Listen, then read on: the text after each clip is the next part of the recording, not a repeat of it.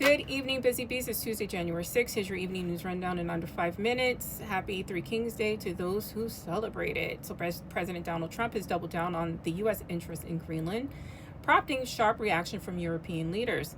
Officials stress Greenland is a part of Denmark, a NATO founding member state. European leaders reference NATO Article 5, which treats an attack on one member as an attack on all. Did you have World War III on your bingo card? I did. I have the Loch Ness Monster.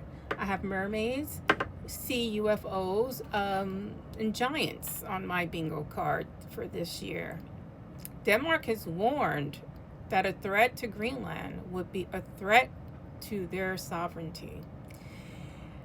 Caroline Lyatt was out there saying that the U.S.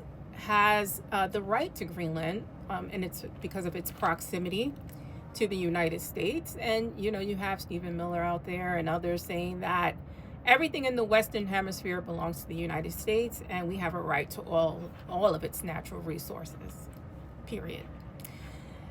On an interview with Joe Scarborough this morning, Donald Trump said, yeah, we're going to keep the oil. We're not giving it back. We're keeping all of it. So for those of you who thought that this was about drugs, this was never about drugs. This is about money. And it always has been. The Department of Justice case against Nicolás Maduro is facing renewed scrutiny as the cartel he's supposed to be leading doesn't exist. And pretty much the DOJ has admitted that. They made it up. And we're supposed to believe their case against Maduro.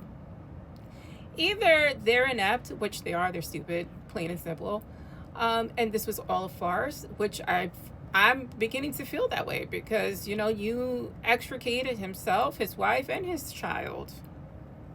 That sounds like an escape plan, doesn't it? Anyway, Venezuela is saying, yeah, we're going to catch everyone who helped the United States, but it looks like secretly behind doors, there's some backdoor deals, right?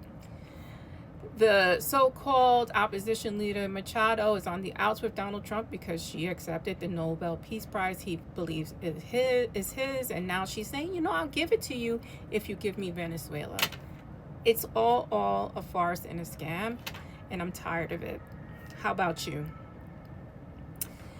Doug LaMalfa of California has died. He's a Republican, and now this lowers the vote of the Republicans in the House of Representatives, I think from 218 down to 217, 216. I got to look the number up.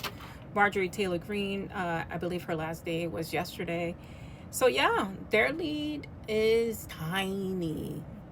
And now with this death, California's redrawing congressional maps, it looks like the Democrats can pick that seat up.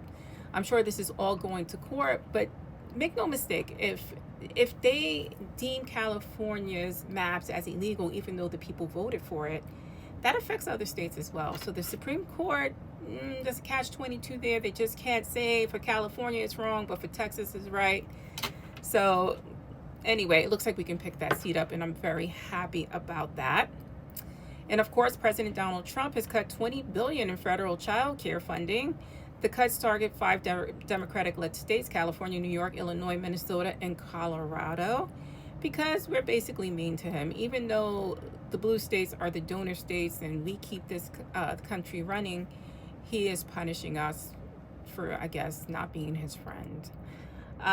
It's going to court, and I'm sure these blue states will be victorious, but it'll take time. But of course, children will suffer and families will suffer, and that's the point.